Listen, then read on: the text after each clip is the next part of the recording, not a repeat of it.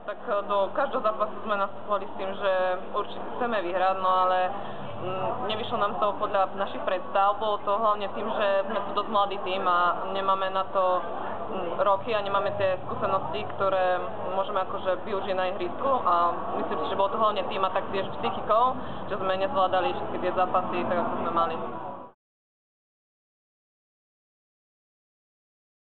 Neboli sme ani nervózni, sme boli plní očakávania, že aké superky budú, lebo sme ich nevideli ani hrať, iba s Taliankami sme sa stretli na kvalifikácii a mysleli sme si, že máme šancu zabojovať o tie popredné miesta, no ale ako vidíme, tak nám to nevyšlo moc.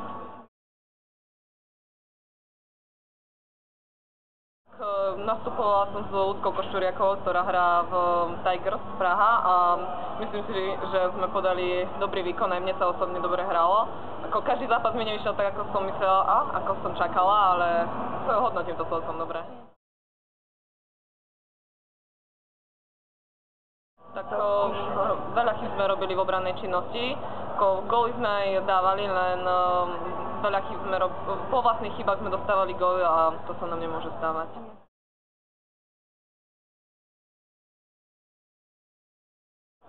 Tak myslím si, že organizácia bola veľmi dobrá na to, že vo Švédsku je ten florbal tak veľmi vyvinutý a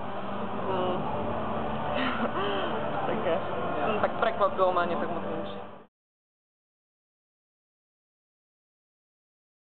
Tak atmosféra bola dobrá, dosť ľudí tu chodilo ako aj na zápasy, čo som bola prekvapená a najviac sa teším na to finále a som zvedala, ako to vyvrcholí všetko.